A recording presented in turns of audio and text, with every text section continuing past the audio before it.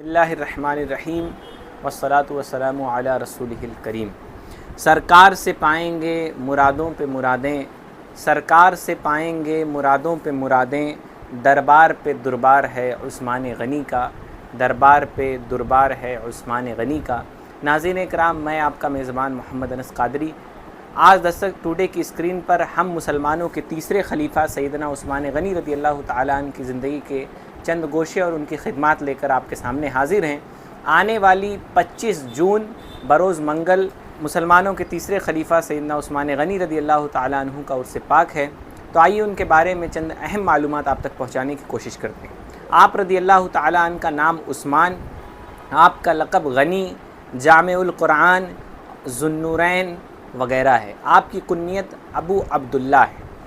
آپ کو جامع القرآن لقب سے اس لیے یاد کیا جاتا ہے کہ آپ نے قرآن مجید کو کتابی شکل میں اکٹھا کرنے کا کام کیا۔ ذو النورین اس لیے کہا جاتا ہے کہ آپ کے عقد نکاح میں نبی پاک صلی اللہ تعالیٰ علیہ وسلم کی 2 بیٹیاں یکے بعد دیگرے آئیں۔ اس کے علاوہ آپ رضی اللہ تعالیٰ عنہ کی پیدائش واقعہ فیل کے 6 سال بعد یعنی ہجرت نبوی سے 47 سال پہلے ہوئی۔ آپ درمیانی قد کے، نرم جلد والے، خوبصورت اور گھنی داڑھی و کشادہ کندھوں والے تھے۔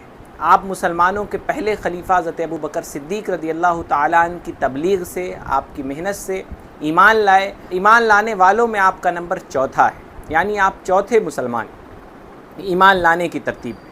آپ ان خوش نصیب صحابہ میں شمار کیے جاتے ہیں جنہیں ہم عشرہ مبشرہ کے نام سے یاد کرتے ہیں، یعنی وہ 10 خوش نصیب صحابہ جن کو نبی پاک صلی اللہ تعالیٰ علیہ وسلم نے دنیا میں ہی جنت کی بشارت عطا فرمائی، جنت کی خوشخبری سنائی۔ آپ ان صحابہ میں سے ہیں۔ علاوہ ازیں آپ کاتبین وحی میں بھی ہیں، یعنی جو وحی قرآن مجید نبی پاک صلی اللہ تعالیٰ علیہ وآلہ وسلم پر نازل ہوتا، آپ اسے تحریر فرمانے کی خدمت بھی انجام دیا کرتے۔ آپ کی فضیلت میں مختلف احادیثیں وارد ہوئی ہیں۔ کریم آقا صلی اللہ تعالیٰ علیہ وآلہ وسلم نے فرمایا کہ ہر نبی کا ایک رفیق ہوتا ہے، اور جنت میں میرے رفیق حضرت عثمان غنی رضی اللہ تعالیٰ عنہ۔ علاوہ ازیں نبی علیہ السلام نے فرمایا کہ حیا ایمان سے ہے، اور میری امت میں سب سے زیادہ حیا کرنے والے عثمان غنی رضی اللہ تعالیٰ عنہ۔ روایتوں میں آتا ہے کہ اللہ تعالیٰ کے فرشتے بھی حضرت عثمان غنی رضی اللہ تعالیٰ عنہ سے حیا فرماتے تھے۔ آپ رضی اللہ تعالیٰ عنہ نے 136 حدیثیں روایت کی۔ آپ نے تجارت کا پیشہ یعنی بزنس اختیار کیا اور ایمانداری و دیانت کے ساتھ اسے خوب فروغ دیا، اور اہل قریش میں بڑے غنی تھے، اسی لیے آپ کو غنی کے لقب سے یاد کیا جاتا ہے۔ آپ نے مسلمانوں کی مدد کے لیے ہمیشہ اپنی مال و دولت پیش کی۔ ایک بار قحط کا موقع تھا، پانی کی کمی تھی، تو آپ نے ایک یہودی سے کنواں خرید کر اسے مسلمانوں کے لیے وقف کیا۔ علاوہ ازیں ایک موقع جنگ تبوک کا تھا، جسے جیش اسرت بھی کہتے ہیں۔ جنگ تبوک کے موقع پر نبی علیہ السلام کھڑے ہوئے اور نبی پاک صلی اللہ تعالیٰ علیہ وسلم نے ترغیب دی، تو پہلے حضرت عثمان غنی رضی اللہ تعالیٰ عنہ نے غالباً آدھے سامان اور 100 اونٹ دینے کا وعدہ کیا۔ پھر نبی علیہ السلام نے ترغیب دی، حضرت عثمان غنی رضی اللہ تعالیٰ عنہ نے فرمایا میں پورے سامان اور 100 اونٹ دیتا ہوں، میری طرف سے قبول فرمائیے۔ پھر نبی علیہ السلام نے ترغیب دی، حضرت عثمان غنی رضی اللہ تعالیٰ عنہ نے جنگ کے تمام سامان اور 300 اونٹ کی ذمہ داری لی۔ راوی کہتے ہیں کہ نبی علیہ السلام یہ سن کر ممبر شریف سے نیچے اترے اور 2 مرتبہ فرمایا کہ آج سے عثمان جو کچھ کرے اس پر کوئی پوچھ گچھ نہیں ہے۔ اعلیٰ حضرت رحمۃ اللہ تعالیٰ علیہ نے اس سخاوت کی طرف اشارہ کرتے ہوئے فرمایا ہے، زاہد مسجد احمدی پر درود، دولت جیش عسرت پہ لاکھوں سلام۔ اسلام لانے کے بعد ظالموں نے آپ کو بہت ستایا۔ آپ کا چچا آپ کو رسی سے دیواروں میں اور کھمبوں وغیرہ میں باندھ دیتا اور کہتا کہ تو اپنے بڑوں کے دین سے پھر گیا ہے۔ حضرت عثمان غنی اس وقت اپنی استقامت کا ثبوت دیتے ہوئے فرماتے کہ میری جان ضرور جا سکتی ہے لیکن میں ایمان سے پھر نہیں سکتا۔ آپ استقامت کے ساتھ دین پر قائم رہے۔ آپ میں عبادت و تلاوت کا شوق بھی حد درجے کا تھا۔ حضرت زبیر بن عبداللہ رحمۃ اللہ تعالیٰ علیہ سے روایت ہے کہ امیر المومنین حضرت عثمان غنی رضی اللہ تعالیٰ عنہ ہمیشہ روزہ رکھتے اور ابتدائی رات میں یعنی رات کے شروعاتی حصے میں کچھ آرام کرتے، پھر ساری رات عبادت میں بسر کرتے۔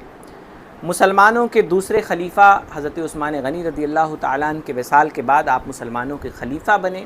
صحابہ اکرام فرماتے ہیں کہ ہم نے جن سے بھی مشورہ کیا انہوں نے صرف حضرت عثمان غنی کا نام لیا، لہٰذا متفقہ رائے سے آپ مسلمانوں کے خلیفہ بنے، اور تمام صحابہ نے حضرت عثمان غنی کی بیعت پر راضی تھے، اور پھر عثمان غنی رضی اللہ تعالیٰ عنہ کے ہاتھوں پر بیعت کی گئی۔ آپ کی خلافت کی مدت تقریباً 12 سال ہے۔ بعض علماء نے 12 سال مکمل کہی ہے، بعض نے کہا ہے 12 سال میں 12 دن کم تھے۔ بہرحال تقریباً 12 سال تک آپ مسلمانوں کے خلیفہ رہے۔ شہادت آپ کی ہوئی، شہادت کے وقت آپ کی عمر 82 سال تھی۔ آپ کی شہادت 18 ذوالحجہ 35 ہجری میں ہوئی۔ جمعہ کے دن نماز عصر کے بعد آپ قرآن پاک کی تلاوت فرما رہے تھے، تو کنانہ بن بشر نامی خبیث نے آپ کی پیشانی پر لوہے کی سلاخ ماری، اور سودان بن حمران ملعون نے تلوار مار کر آپ کو شہید کیا۔ اس کے بعد ایک ملعون، اس کا نام غالباً عمرو بن الحمق تھا، وہ آپ کے سینے پر چڑھا اور 9 زخم اس نے آپ کو لگائے۔ اس وقت آپ قرآن مجید کی تلاوت فرما رہے تھے۔ اس طرح نبی پاک صلی اللہ تعالیٰ علیہ وسلم کے ایک صحابی اس دنیا سے رخصت ہوئے۔ اللہ تعالیٰ ہم سب کو ان مقدس ہستیوں کے نقوش قدم پر چلنے کی توفیق عطا فرمائیں، ان کی زندگی کے بارے میں پڑھیں۔ یہ وہ مقدس ہستیاں تھیں جن سے ہو کر دین اسلام ہم تک پہنچا ہے، اور انہوں نے پوری دیانت کے ساتھ، پوری جمع مردی کے ساتھ، بزدلی سے انحراف کرتے ہوئے دین اسلام کی اصل صورت ہم تک پہنچانے کی ذمہ داری کو نبھایا ہے۔ تو خود بھی ہمیں چاہیے کہ ہم ان کی زندگی کو پڑھیں، اپنے بچوں کو بھی ان کے بارے میں بتائیں۔ پر آنے والی 25 جون 2024 دن منگلوار حضرت عثمان غنی رضی اللہ تعالیٰ عنہ کی یوم شہادت ہے۔ اس دن اپنے گھروں میں محافل کا انعقاد کریں، اپنے بچوں کو بیٹھا کر کم از کم حضرت عثمان غنی رضی اللہ تعالیٰ عنہ کے بارے میں بتائیں، قرآن مجید پڑھ کر ان کے نام اصال ثواب کریں، درود پاک پڑھ کر اصال ثواب کریں، اور ہر لحاظ سے جو بھی ممکن ہو ان کو یاد کرنے کی کوشش کریں۔ اللہ تعالی ہم سب کو دین اسلام پر عمل کرنے، بزرگان دین کی حیات طیبہ جاننے اور ان کے نقوش قدم پر چلنے کی توفیق عطا فرمائے۔ استغفر اللہ ربی من کل ذنب و اتوب الیہ۔ میں محمد انس قادری، دستک ٹوڈے، گورکھپور۔